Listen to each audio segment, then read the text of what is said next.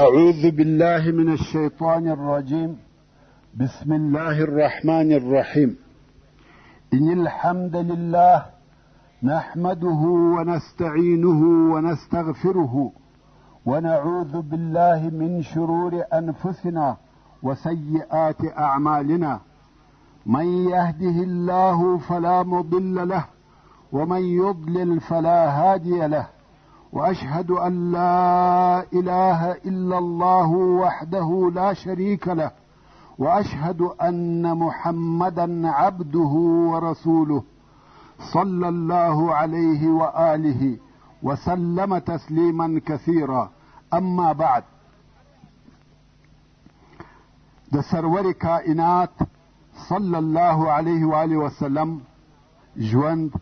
محترم ورونو، زموږ قصه دې ځای ته را رسېدلې وه. کم وخت چې اختیار و شیبته ورکړي، ده ویل د اکا سره ځم، ځکه دی پوهېدی چې هلته شرف او عزت سته، او ده ته هم دغه شرف ډېر اعتبار درلودی. که څه هم د ده عمر لږ و، خو د شرف په قدر پوهېدی. اوس نو شیبه د خپل اکا سره د هغه پر اوښ تر شا ورسره سپور سو. کم وخت چې مکې مکرمې ته داخل سوه، هغه وخت عادت داسې و چې خلقو به همیشه نوي نوي مریان رانیول. نو خلقو چې شیبه د مطلب سره ولیدی چې تر شا یې پر اوښ سپور دی، د خلقو دا خیال سو چې مطلب نوی مریی رانیولی دی. نو یوه شیبه ته عبدالمطلب ویل، یعنی د مطلب مریی. که څه هم وروسته بیا خلقو ته دا معلومه سوه چې دا د هاشم زوی شیبه دی او د مطلب وراره دی، خو شهرت یې په عبدالمطلب سره پیدا کړي. دغه عبدالمطلب چې اصلي نوم یې شیبه دی او د هاشم زوی دی، او هاشم د عبدمناف زوی دی، او عبدمناف د قصی ابن کلاب زوی دی، زموږ د نبی محمد رسول الله صلی الله علیه و آله وسلم نیکه دی. خیر، عبدالمطلب ځوان سو او واده یې وکړي. د ده اول اولاد چې زوی و، حارث نومېدی، چې د ده تر ټولو اولادو مشر و. کم وخت چې دغه حارث لوی او ځوان سو، البته عبدالمطلب نور اولادونه هم درلوده، خو هغه کوچنیان وه. په دغه وخت کې عبدالمطلب خوب ولیدی. هغه داسې دی بدو او یو چا پر غږ کړه، طیبه وکینه. ده ویل طیبه څه شي ده؟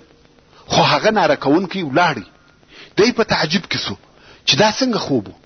دوهمه شپه بیا بیده دی چې یو څوک ورته وایي بره وکینه. ده ورته ویل بره څه شي ده؟ ناره کوونکی بیا ولاړی. نو د ده په زړه کې ور وګرځېده چې یوه کیسه سته، ځکه داسې تکراري خوب بې څه نه وي. درېیمه شپه بیا په خوب کې هغه ناره کوونکی ورته راغلی، ویل مضمونه وکینه. ده ویل مضمونه څه شي ده؟ هغه ناره کوونکی بیا ولاړی. اوس نو بالکل د ده یقین سو چې یو لوی او مهم کار سته چې د هغه په باره کې 3 ورځې پرله پسې خوب وینم. داسې مکرر خوب په عادي ژوند کې څوک نه ویني. څلورمه شپه بیا عبدالمطلب خوب ویني چې یو څوک ورته وایي زمزم وکینه. ده ویل زمزم څه شي دی؟ دا وار ناره کوونکی نه ولاړی او ورته ویل هیڅ کله نه وچیږي او نه بهیږي. حاجان به په اوبوي، او دغه زمزم د لرشن او وینو په مابین کې پر هغه ځای دی چې سپین وزرې کارګه مشوکه وهي د میژانو د کلي سره، چې په پښتو میژتون ورته وایي. دا خبرې د عبدالمطلب په زړه کې حفظ او یاد سوې، او پوه سو چې ده ته د زمزم د کیندلو وظیفه ورکول سوه. دی باید زمزم وکیني. زمزم په اهل مکه کې مشهور وو، اورېدلی یې وو، مګر ځای چاته نه وو معلوم چې چیرې دی. او دا هم مشکله او ناممکنه وه چې د کعبې شریف ټول اطراف دي د زمزم د پیدا کولو دپاره وکیني. مګر اوس عبدالمطلب ته د زمزم په کیندلو سره امر وسو. دا اشارات او علامات ورته وویل سوه.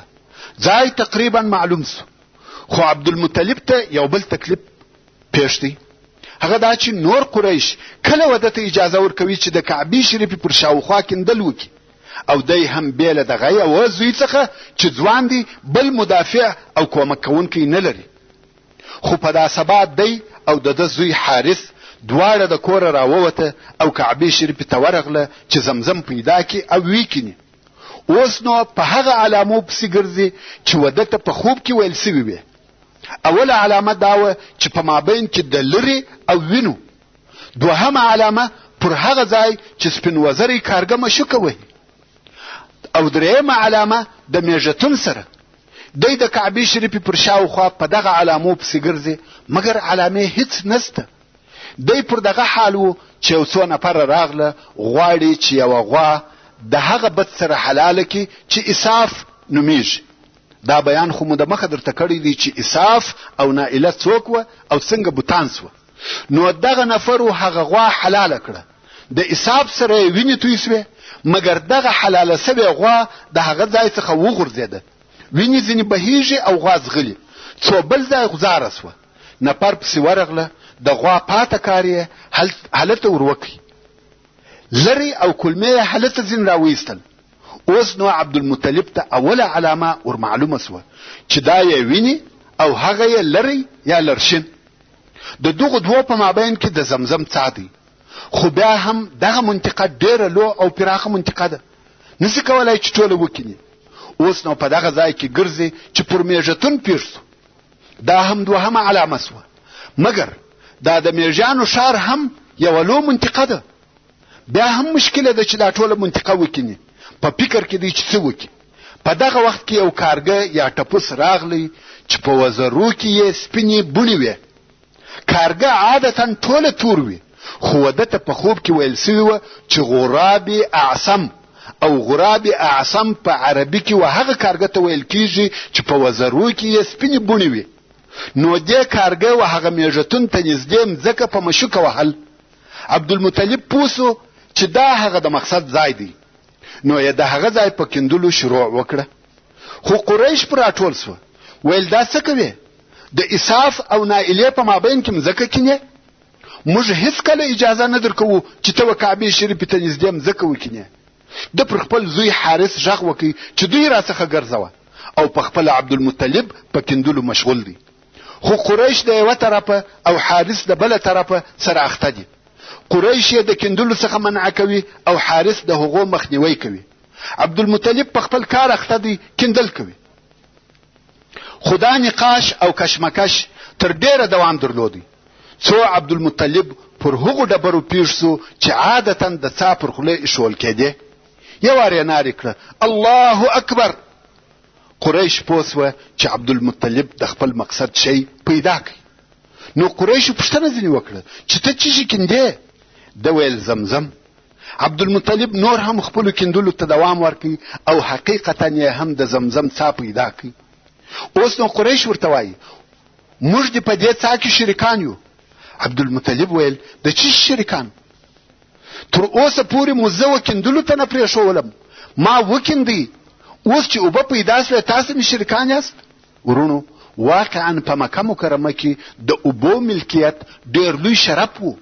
اوبه په مکه کې تر اوسه دوی خپلې اوبه د مکې مکرمې د باندې څخه راوړلې، او اوس په خپله په مکه کې زمزم ورته پیدا سو.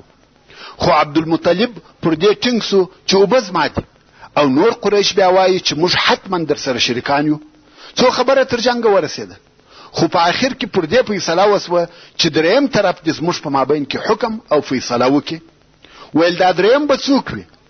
هغه هم پر دې اتفاق وسو چې د بني سعد پر کاهن به فیصله کوو چې دا کاهن په یثرب کې اوسېدی. نو و یثرب ته رهي سوه چې اوس مدینه منوره ورته ویل کېږي. هلته چې ورسېدل د بني سعد کاهن و خیبر ته تللی و، نو دوی خیبر ته پسې رهي سوه. ورونو تاسې وګورئ، کم وخت چې الهي دین نه وي، جهالت او بې علمي وي، سحر او جادوګري، کوډي او کاهني څونه پر خلقو او د دوی پر عقیده مسلط وه، او څونه یې ځانونه پسې ستړي کول. د مکې مکرمې څخه تر مدینې منورې پورې، بیا د مدینې منورې څخه و خیبر ته، هغه هم پیاده یا پر اوښانو په کوډګر او کاهن پسې ځي. خیر دوی نو اوس د کاهن د حکم او فیصلې د پاره خیبر ته رهي دي.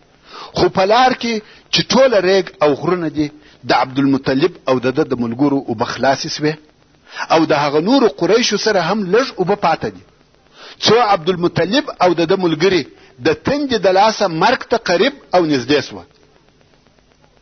نو یې د هغه نورو قریشو څخه اوبه وغوښتې، خو هغو ویل زموږ سره دونه اوبه پاته دي چې فقط موږ ژوندي پاته سو، او اوبه یې ور نه کړې. نو عبدالمطلب او د ملګرو ځانونه پر مرګ وسپارل.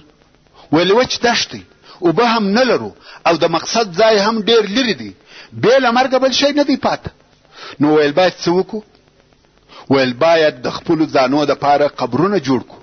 مرو خو حتما په دې کې خو شک نسته، مګر دا چې ټوله پر دشت پراته یو او حیوانات مو خوري، تر دې دا ښه دی چې ښخ کړه سو.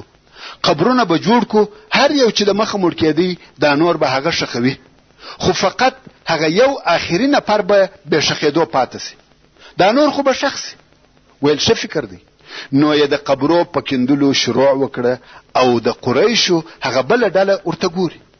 دوی قبرونه وکیندل او د مرګ په انتظار کښېنستل. خو بیا د عبدالمطلب زړه طاقت ونه کوي. ویل دا نه ده صحیح چې موږ ناست یو او د مرګ انتظار باسو، دا عجز او تسلیمېده دي. تر هغو چې ژوندي یو باید په اوبو پسې وګرځو. نو بیا د اوبو د پیدا کېدلو دپاره ولاړ سوه. که ګوري چې د عبدالمطلب اوښ مځکه په پښه ووهل او د مځکې څخه یو څه اوبه راووتې. دوی یو وار په تلوار پر راټول سوه، اوبه یې وچښلې. کوم وخت چې د دوی ضرورت پوره سو، نو یوه هغه نورو قریشو ته ور غږ کړه، ویل راسئ اوبه وچښئ. هغه هم راغله، اوبه یې وچښلې او لوښی یې ډک کړه. نو یې عبدالمطلب ته وویل و تا ته چې الله جل جلاله په دې وچ دشت کې اوبه درکړې، نو زمزم هم ستا دی او الله جل جلاله تا ته درکړی دی. دوی پوه سوه چې دا د الله جل جلاله د طرفه اشاره ده چې زمزم د عبدالمطلب دی. نو زمزم یې وده ته پرېښاوه او د کاهن د طرفه بیرته راوګرځېده. نو سقایه یعنی د حاجیانو اوبول بې اختلافه د عبدالمطلب سوه. د زمزم تصرف د عبدالمطلب او د هغه د اولادي سو.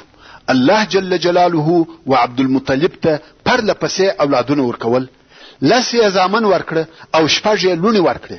زامن یې عباس او حمزه رضی الله تعالی عنهما. دا یې هغه 2 زامن دي چې د اسلام وخت یې نیولی دی او په اسلام مشرف سوي دي.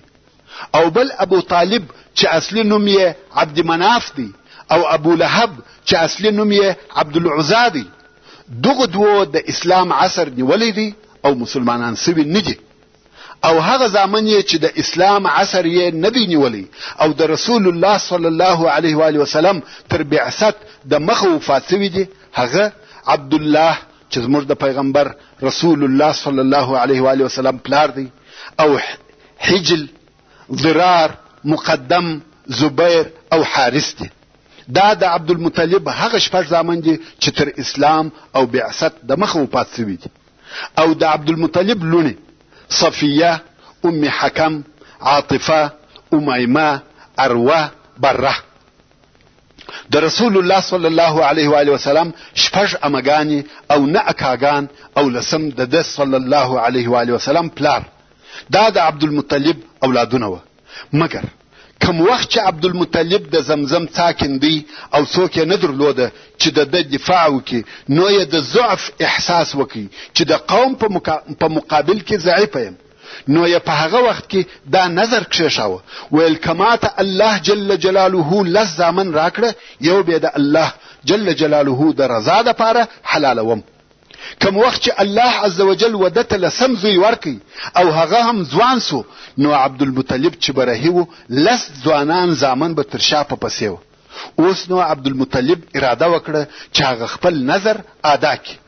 نو د کعبې شریفې و کاهن ته ورغلی او د کاهن سره به اقداح پراته وه چې ازلام هم ورته وایي. ورونو، اقداح یا ازلام څه شي دي او کاهن چاته ویل کیږي؟ اول، کاهن هغه چاته ویل کیږي چې د مستقبل یا راتلونکي وخت حالات او اخبار به بیانول او دا دعوه به کول چې زه په اسرارو او پټو حالاتو خبر یم او پوهیږم. او منجم و هغه چاته ویل کیږي چې ستورو ته ګوري، د هغو پر تګ او د هغو پر مواقعو حساب کوي، چې په حقیقت کې دا کار پر ستورو ایمان دی. او ازلام یا اقداح و هغو غشو ته ویل کیږي چې پر هغو بونه کې نوي تړل سوي. او د مشرکینو سره ازلام پر څو قسمه وه. یو هغه قسم وو چې پر ځینو به هو لیکل سوي وه او پر ځینو به یا لیکل سوي وه او دا غشي به سره ګډ وه.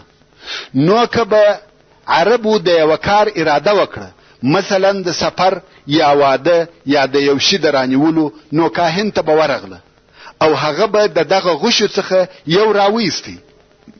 که به د هو غشي راووتی هغه کار یې کاوه، او که به د یا غشي راووتی هغه کار به دغه کال معطله کی. په دې ازلامو کې نور قسمونه هم وه. مقصد دا چې د مشرکانو د ژوند ټول کارونه او معاملات پر فال، کاهن او منجم ولاړ وه. دا د مشرکانو دین او عقیده وه. بدبختانه نن ورځ زموږ په وطن کې هم ډیر انسانان د کوډګرانو او ساحرانو سره تعلق تګ او راتګ لري چې دا کارونه د کفر او شرک کارونه دي، د دین مبین اسلام څخه وتلي او مخالف دي، قطعا حرام او ناروا دي.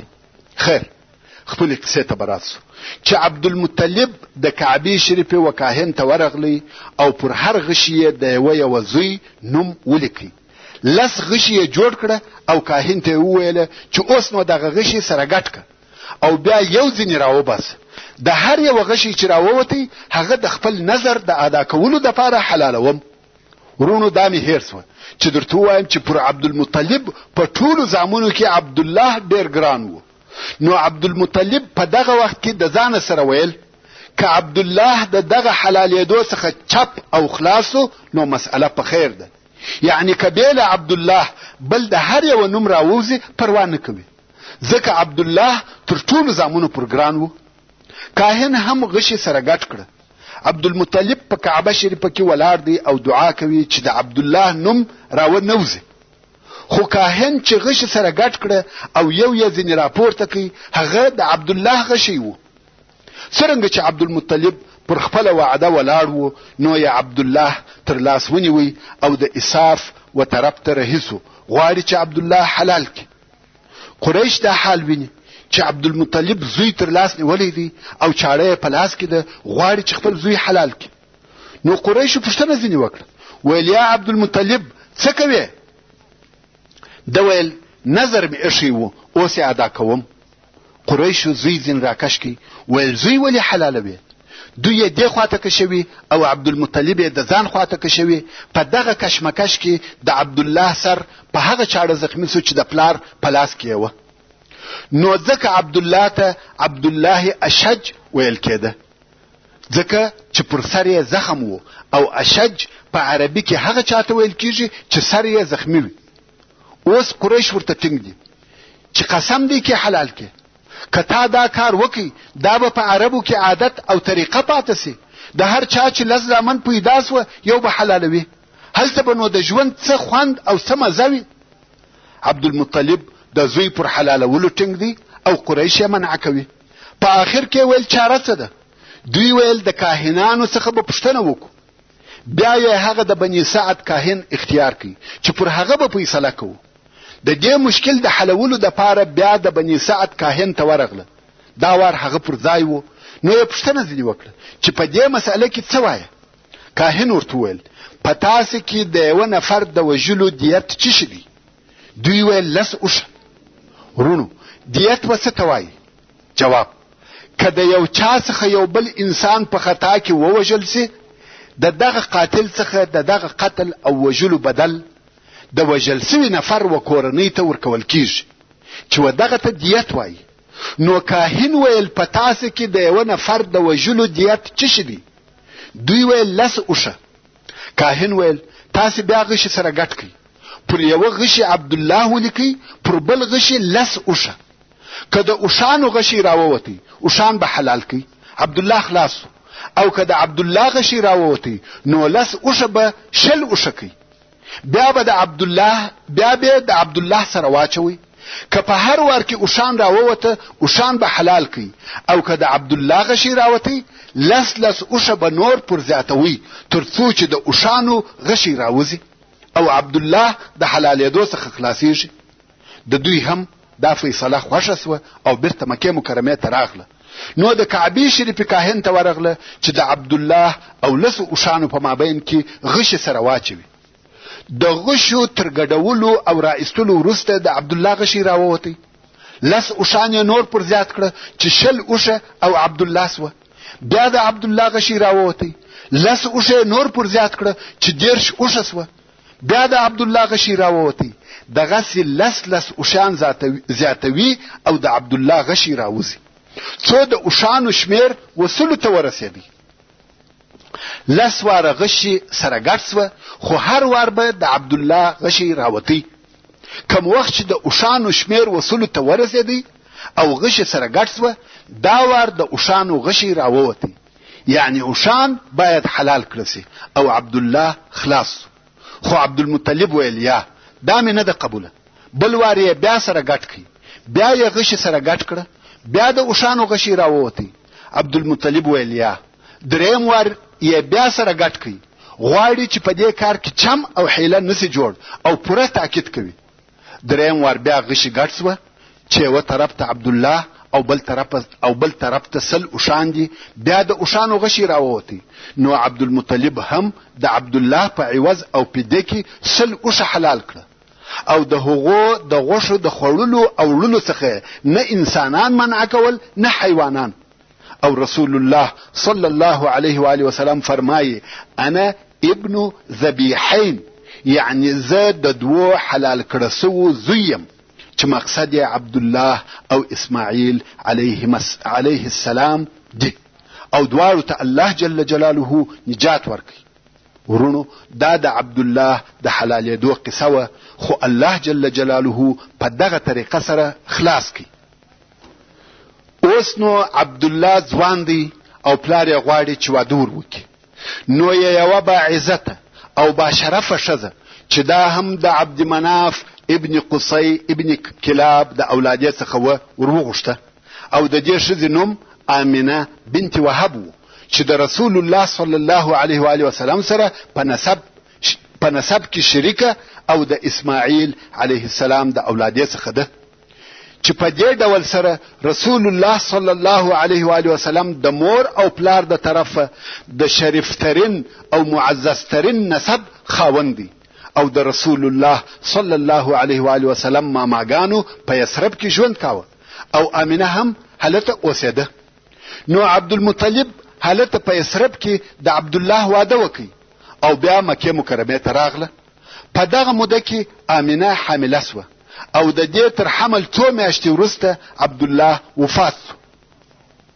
نو رسول الله صلی الله علیه و آله وسلم د مخه تر دې چې دنیا ته تشریف راوړي د پلار د طرفه یتیم سو. کوم وخت چې د محمد مصطفی صلی الله علیه و آله وسلم د ولادت وخت را نږدې سو، مور یې خوب ولیدی چې د دې یو کوچنی پیدا کیږي او د دغه کوچنی سره یو نور وي چې د مځکې مخ ډکوي او دغه نور تر شامه پورې ورسیږي او دا په دغه خوب کې وایي اعیذه بالله الواحد من شر كل حاسد، یعنی دلره په یوه الله سره د هر حسد کوونکي څخه ساتنه غواړم. سره له دې چې دوی مشرکان وه، خو بیا یې هم دغسې خوب ولیدی چې پناه او ساتنه یې په یوه الله سره غوښته.